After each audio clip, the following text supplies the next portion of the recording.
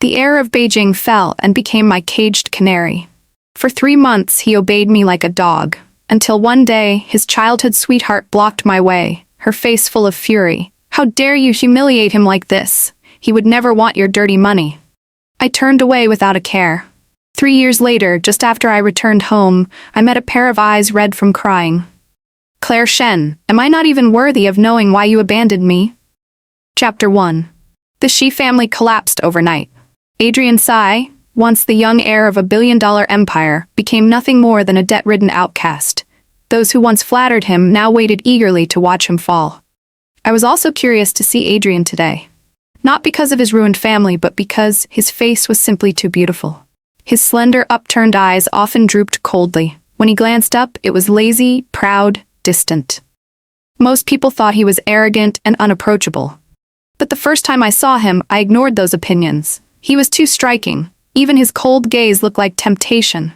So I wondered, what expression would Adrian wear now, stripped of wealth and power? Time ticked by. Just when everyone thought he wouldn't dare show up at school, he appeared, expressionless as always.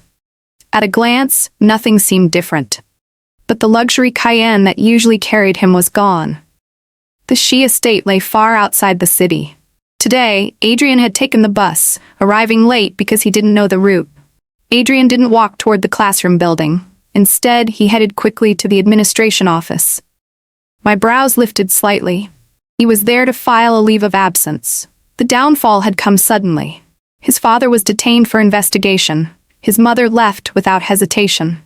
His grandfather, once the last pillar, had been rushed to the ER by midnight. All of it landed squarely on Adrian's shoulders. Many had guessed he'd stay in school, hiding until his grandfather returned to restore order. But clearly, he wasn't. He planned to take a break, to shoulder the burden to save the family. It was bold, but also far too naive. Even walking safely to school was already a challenge for him. Adrian's aloof nature had long earned him enemies. Without the Shi family as his shield, he was a target. Before he reached the building, a group of boys shoved him into the grove. Leading them was Eric Zhou, the youngest son of the Zhou family, neither at the top nor bottom of the circle. Before the fall of the Shis, Eric always placed himself second, seeing Adrian as his rightful peer. But Adrian never played along. Eric resented the humiliation. Now, with Adrian disgraced, Eric finally had his chance for revenge. Well, isn't this young master shy? Offended me and still dares to come to school? Eric sneered. Arms crossed, he laughed. Kneel, kowtow 10 times and we'll call it even. How about it? I watched with interest. Would Adrian endure humiliation? Resist weakly? Instead, he met Eric's gaze head-on. In those beautiful eyes flickered nothing but contempt. Sure, Adrian said calmly. Why don't you try me first? The glint of a knife flashed. Eric's smirk froze instantly. So the young heir of the Shi family was still a wild beast. Eric Zhou feared death, but in that moment, he feared losing face even more. Grinding his teeth, he ordered his lackeys to attack. But Adrian's sharp gaze made them falter. They shoved each other, but no one dared step forward. After all, what man with nothing to lose is more dangerous than the one who no longer fears death? The tension dragged on. The scene was almost laughable. I decided to step in, my voice smooth and polite. Eric, long time no see. That tea your father sent last time? Grandfather still compliments it. Eric blinked, then forced a laugh. Ah, it's you. If the old master liked it, I'll have father send more. Saving face, he hurried off, tossing a few empty threats behind him. I rolled my eyes. That tea had gone straight into the trash. The Zhou family had come seeking a marriage alliance. My grandfather strung them along politely, then cursed their audacity behind closed doors. I sighed inwardly. With what I just said, Eric's father would surely come knocking again. Turning back, I found Adrian staring at me, guarded like a wary dog. How amusing. Thanks for helping me, he said briefly. I lifted my hand, stopping him. Just a thank you? Stepping closer, I tilted my head up at him. He was tall, towering over me. I caught the flicker of uncertainty in his eyes. Adrian, you know very well, right now I'm the only one who can help you. It was the truth. The Shen family was the only one strong enough to cover the Shi family's collapse. So, I smiled faintly, beg sweetly, and maybe I'll help. Beg? His tone was calm, but he pressed my name between his teeth. Shen, what do you want? I want you, I said. His gaze wavered. Too close. My eyes lingered on the small mole on his earlobe, irresistible. Think carefully, young master. Deals like this don't come often. I reached up, brushing that tiny mark with my fingertip. He flinched, lashes trembling, then caught my hand. I turned my palm over, pressing a bank card into it. Deposit. Keep it safe. I turned to leave. Behind me, his voice stopped me. Don't go, I'll agree. With the She estate under investigation, most assets were frozen. So I brought Adrian to the house I'd bought near campus. Trailing half a step behind me, he asked quietly, "What do you want me to do?" I thought for a moment. A canary should sing, dance, amuse its master. Can you? Adrian blinked, then pressed his lips together. Would piano do? 20 minutes later, a brand new piano was delivered. His long fingers glided over the keys. Music filled the room. When the last note faded, Adrian bent to kiss the back of my hand. Are you satisfied, master? His dark eyes glimmered under the warm light. I slid my fingers into his soft black hair, pressing the back of his neck. He leaned down, our breaths tangled, our lips barely apart. Good job, I whispered. Now continue. From the first moment I'd seen him, I had loved those eyes. Cold, beautiful, irresistible. And now, I claimed them for myself. The world blurred, drowned in heat. Only those eyes remained, fogged with desire. At last, trembling, I pushed him away. Enough. Out. His voice was hoarse. He obeyed softly. Okay. But his kisses clung like silk threads, tangled, pulling me back under. An hour later, my legs weak, I realized Adrian was no obedient pet at all. I gave Adrian as much freedom as possible. Most of the time, he was busy running around, handling what was left of the She family's affairs. But whenever I needed him, he came at once. Every morning, he waited outside my door to walk me to class. Every evening, he stood at the school gate. I was satisfied. My childhood friend was stunned. You gave him that much money just to keep him like a plaything? With that sum, you could have kept hundreds. I glanced toward the doorway. Adrian stood there, eyes lowered, his back taut like a drawn bowstring. He was waiting for me. In that instant, the noise of the party faded away. He was born with a silver spoon, yet when alone, he seemed cold and lifeless, like he carried death in his silence. And then I thought of the moments when desire broke through that shell, when those eyes burned with need, the rise, the fall, the heat, the sweat. I licked my lips and set down my glass. I'm leaving. What? You just got here, my friend exclaimed. I waved casually without looking back. Something urgent, emergency, I have to go. Consider my house on fire. Half a month passed. As usual, I walked to the school gate, but Adrian wasn't there. Instead, Eric Zhao appeared, grinning smugly. Claire, come. I'll show you a good show today. He reached for my hand. I stepped back calmly. What show? He smirked. You'll like it, I promise. He led me into a narrow alley. The sunset light spilled across the ground, revealing the scene. Adrian was pinned to the dirt by several boys. His shirt was soaked with blood, then dried into dark stains. His body was covered in bruises. Hearing footsteps, he lifted his head slightly before being shoved down again. That perfect face bore a fresh cut across the cheek. My chest tightened. He'd been fine just this morning. Eric's voice droned on smugly. See? That's what he gets for provoking me. Once he acted high and mighty, now he's nothing but a dog at my feet. Eric. My voice cut through the noise, cold and flat. He faltered. Claire, what's wrong? Why do you look so angry? Before he could finish, I kicked his knee. Caught off guard, he crashed to the ground. In one swift motion, I twisted his arms behind him and slammed his head against the cement. A dull crack rang out. You! He screamed, spitting curses. But I was patient. Methodically, I pressed his head down again and again, until he could no longer speak. The alley fell silent. Only my voice remained. Who allowed you to touch what's mine? Blood covered his face. He didn't dare make a sound. I looked around at the stunned lackeys, smiling faintly. Well, any loyal dogs here willing to protect their master?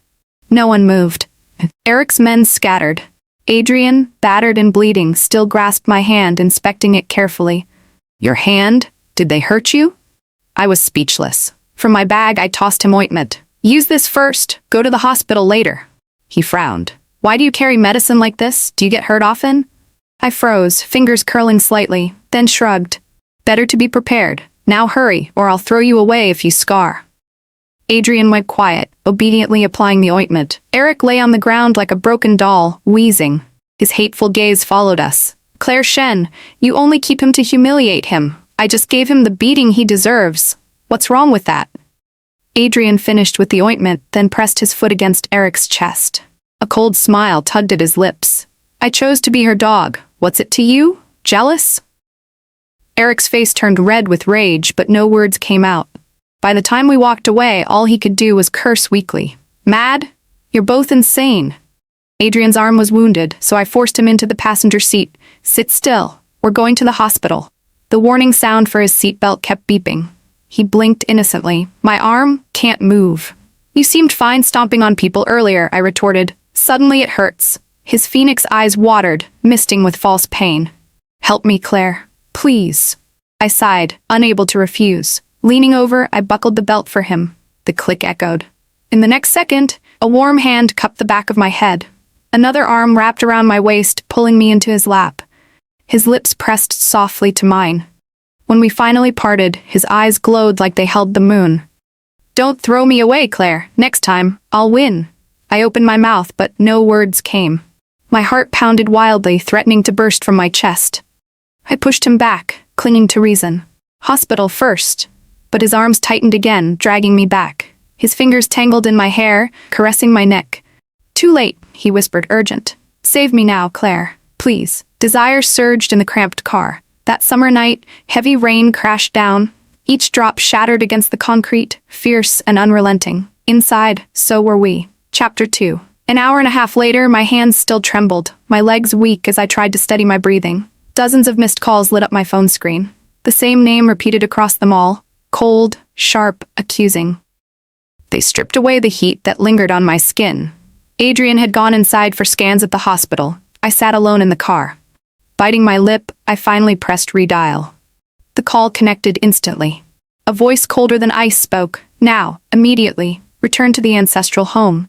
My emotions were ripped out of me. Yes, father, I said. My tone matched his. Mechanical, lifeless. I stepped into the Shen family's ancestral home. In the center of the hall, Edward Shen turned to face me, expressionless. Clap! Clap! The sound of his cane whip struck the floor. Claire Shen, have I spoiled you too much lately? I lowered my eyes, dropped to my knees. The tip of the whip touched my forehead, cold as ice. The oath you swore before this very door, do I need to remind you? I haven't forgotten, father. Memories crashed down, pressing me into the floor. I was Edward Shen's illegitimate daughter. My mother, once his mistress, schemed to climb into the Shen family.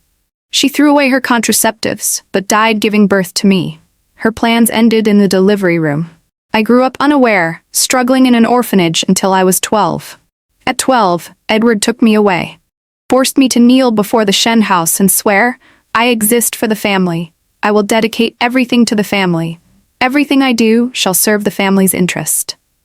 That vow became my life. Whips and slaps shaped me into the obedient daughter kneeling here today. Edward's voice thundered overhead. If you haven't forgotten, then why haven't you found what I asked for? Father, I've searched Adrian thoroughly. It wasn't there. His footsteps paced the hall, whip cracking. I hesitated. What if it truly isn't with him? Silence. Then slowly, if it truly cannot be found, you'll leave the country as planned. I'll transfer assets under your name. A desperate solution. Legally, I had no tie to the Shen family. If disaster came, I would be the safest vessel. Edward pressed his palm into mine, his voice lowered. Claire Shen, remember your oath, be a good child. Bowing low, I answered, yes, father. I pledge my loyalty to you. The polished floor reflected my eyes, dark, lifeless. Wine swirled in my glass, thoughts tangled. I drank more than I should. Drunk, I dialed Adrian's number and leaned against the wall, waiting. A girl appeared in front of me, lips moving quickly, brows furrowed like a furious little bird. It took me a while to realize she was speaking. Can you stop wasting Adrian's time? I blinked, confused. Who are you? She huffed, then blurted. How dare you humiliate him like this? He would never want your dirty money. I tilted my head. Dirty, I thought so too, but he insists on. A hand covered my mouth. I looked up. Adrian stood there, his face was too beautiful to look away. Oh, you're here, I mumbled against his palm. Let's go. He chuckled softly, but the girl blocked us again, urgent. Adrian, it's me. Don't you remember? Only then did he glance at her, paused, then said coldly, who are you? I couldn't help but laugh. Her face went pale, then flushed red. It's me, Vivian Ju. We grew up together. Don't you remember hide and seek? You always found me first. Adrian frowned, impatient. He cut her off. Move. You're in the way. My heavy mood lifted a little after seeing Adrian. The car window was half open. Summer night air blew in, stirring my hair. The haze of alcohol cleared slightly. A question slipped out before I could stop it. Adrian, do you ever miss home? He froze, as if unsure how to answer. I smiled faintly and continued. I think of home all the time, in the orphanage, even in the Shen family house. I was clearly at home, yet I always missed home, missed a mother I never really had. The woman listed as my mother hated me, and the woman who gave birth to me, I never even saw her face. I hadn't meant to cry, but tears fell anyway. Years of buried grief finally burst. Clutching Adrian's sleeve, I whispered, Adrian, who am I even allowed to miss? The car slowed to a stop. Strong arms wrapped around me, pulling me close. His voice was low, halting, but steady. Claire Shen, I don't miss home. I miss you. Every minute, every second apart from you, I think of you. So, miss me, because at that same moment, I'll be missing you too. I stayed quiet, just listening. Something inside me stirred awake, sprouting roots. But deep down, another voice sneered coldly. You don't deserve it.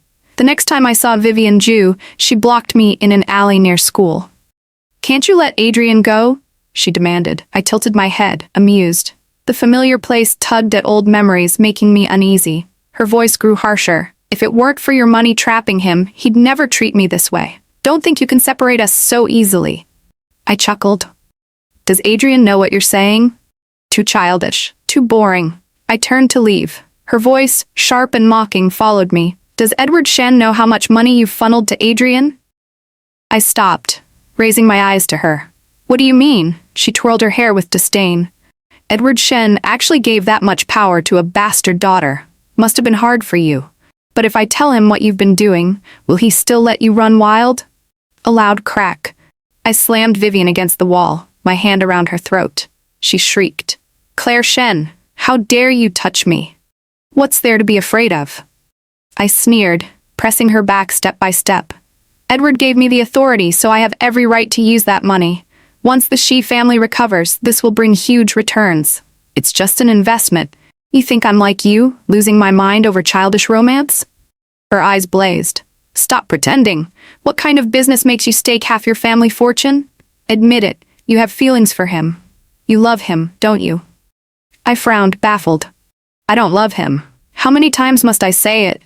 Vivian's gaze suddenly lit up. She shouted over my shoulder. Adrian, did you hear that? She doesn't like you at all. Chapter 3. At some point, dark clouds had covered the sky. Lightning flashed. For a brief instant, Adrian's face lit up, cold, unreadable. He looked at me, his gaze sharp, almost chilling. I didn't explain. From the start, this canary arrangement was never about love. Why pretend otherwise? I didn't love him. There was no need to clarify. Summer rain fell fast and heavy, soaking through our clothes. Sticky, uncomfortable. No matter. Wet clothes could be changed. I stepped closer to Adrian. You heard her, didn't you? He said nothing. The rain was too loud, I couldn't even hear his heartbeat. Suddenly, I felt tired. Take me home. That night, Adrian stood silently at my door, eyes downcast. What's wrong? I asked, though deep inside I already knew where to strike hardest. Are you planning to fulfill your duty as a canary? He raised his eyes. They were filled with confused sorrow. I didn't let him speak. I forced a laugh, continuing, What's with that look? Don't tell me you've fallen in love with me. Is that what we are? No. From the start, this was a transaction, Adrian. His head dropped. His voice was muffled. I understand. Just don't throw me away. I shut the door on him. On the table lay my plane ticket for the morning. Biting my hand, tears spilled silently. I pressed the ticket against my chest, whispering again and again, I don't love him. Adrian, I don't love you. What is love? I never really knew. How can someone who never received it understand its meaning? My memories only held cold meals in the orphanage, the sting of whips and slaps from Edward Shen. When Adrian appeared, my eyes followed him uncontrollably, wanting to get closer, to touch. Strange. It didn't feel like love, more like a selfish, ugly desire. What is love? For someone like me, it didn't matter. Something destined to never be mine was never worth chasing. Before leaving, I transferred nearly all my disposable funds to the card I'd once given Adrian. I had bought him for 3 months. Now with that money, I paid in full. 3 years passed. Overseas, I built a business empire larger than anything at home. Edward Shen flew across the ocean to see my success. Excitement gleamed in his eyes as he paced my office. "Good child, you truly are my chosen heir." He was thrilled. I smiled faintly, then asked, "What about the thing you couldn't find 3 years ago?" His face darkened, then quickly relaxed. "It doesn't matter. Soon I'll change citizenship, and none of that will matter anymore." "Good," I said, lifting a small flash drive. "Father, is this what you were looking for?" His face drained of color instantly. The truth was simple. I had approached Adrian to hide a secret. Adrian's father was always cautious. Every business deal, he kept a recording. 3 years ago, the Shi family collapsed because they used substandard construction materials, causing a disastrous accident. And who introduced that supplier? Edward Shen. Though Adrian's father signed the contract knowing the risks, Edward profited as well. Once the recording surfaced, he could never escape blame. To protect himself, Edward forged a fake recording that cleared him. But when he reached for the flash drive in his drawer, it was gone. He suspected Adrian, so he forced me to get close to him. But he never imagined that drive had always been in my hands. I smiled. "Did you forget, Father? I was there that day. When he poured your tea, I already slipped it away." His face twisted. "What do you want?" "Guess," I replied, still smiling. In a sudden lunge, he snatched the drive and crushed it underfoot. I waved my hand. Security pinned him down. "Foolish. The real one was mailed long ago. 3 years I waited, for you to relax, for your power to shift overseas, so it could become mine. Did you think I'd give you a chance to survive?" His voice cracked as he shouted, "Wait, I raised you, gave you everything. Must you destroy me?" I bent down, meeting his eyes one last time. "Father, everything you gave me, I can return. The whips, the pain, the suffering, can you return those to me as well?" After leaving the country, I rarely drank. But that day, staring at the endless blue sea, I let myself get drunk. I dreamed of the orphanage. I was never a likable child. I didn't smile, didn't know how to please. They said I killed my mother by being born, a cursed child. The caretaker hated me, always cutting my meals, giving me rags to wear. Hunger sapped my strength. I worked poorly and was beaten again. Life was pain. Day after day, I survived. Hunger didn't kill me. Contempt didn't drown me. At last, life came. A tall man in a suit opened the director's door. He said he was my father. I saw no warmth, only disdain hidden deep in his eyes. I remembered a fairy tale I once found in the broken library. A demon trapped in a bottle promised riches if freed in the 1st century. In the 2nd century, he promised treasures underground. In the 3rd, he promised 3 wishes. But no one came. By the 4th century, the demon was furious. "Whoever frees me now, I will kill." I held Edward Shen's hand, knelt at the Shen family's gate, and swore my oath. Does it matter? A demon's promises are lies. "Dear Father, I've been trapped 12 years. Let me kill you now." Chapter 4. I boarded a red-eye flight back to my country. Years abroad left me unfamiliar with local apps. I tried booking a ride, but twice accidentally registered as a driver. With a sigh, I put down my phone. The next second, strong arms pulled me into a car. I landed across a man's lap as the door slammed shut. Alarm bells rang until I caught the familiar scent. My body relaxed instinctively, though my waist trembled. I turned, meeting Phoenix eyes rimmed red as if freshly wept. Adrian. His grip on my waist was fierce, his teeth clenched. "Claire Shen, am I so pathetic I'm not even worth an explanation?" Before I could answer, something cold clicked around my wrist. I looked down, handcuffs, linking me to him. "Too late," he sneered. "Love me or not, I'll never let you go again." I fell silent. Because in truth, I could explain, but I didn't. Adrian dragged me back to his home. Only when we arrived did I realize it was still the house I'd once bought near campus. My chest tightened. I opened my mouth to speak, but before I could, Adrian snapped the handcuffs to the bed frame and sat down leisurely on the sofa. "Claire Shen, now you're my canary, so how will you amuse your master?" I froze. The heir of the Shen family, trained as a successor, knew music, but handcuffed, I couldn't play any instruments. As for singing, not tone-deaf, but I never learned to breathe properly. Still, under his gaze, I forced myself to sing a simple song, out of breath halfway through. Adrian lifted my chin, eyes dark. "Can't breathe?" I nodded awkwardly. His lips curved. "But you're quite skilled when kissing." And then his mouth was on mine, heat, memory. 3 lost years burned into a kiss that neither of us wanted to end. When I woke, the cuffs were gone, though the doors and windows were locked. I staggered to the table. Adrian was in the kitchen, cooking 4 dishes and a soup. He set the food down, then came to scoop me up. "Don't move. I'll bring it to the bedroom."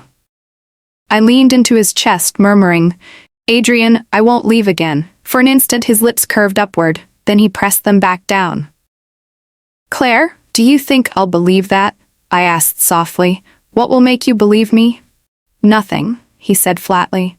My heart sank. Regret burned in my chest. It was so hard now, just to coax him. He laid me down, gazed at me, then sighed. "Forget it. Just tell me one thing. Why did you throw me away 3 years ago?"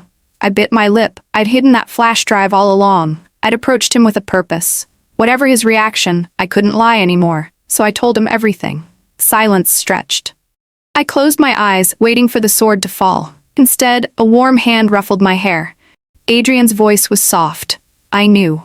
I jerked my eyes open. "What?" He switched on the TV. The last video I'd watched played automatically.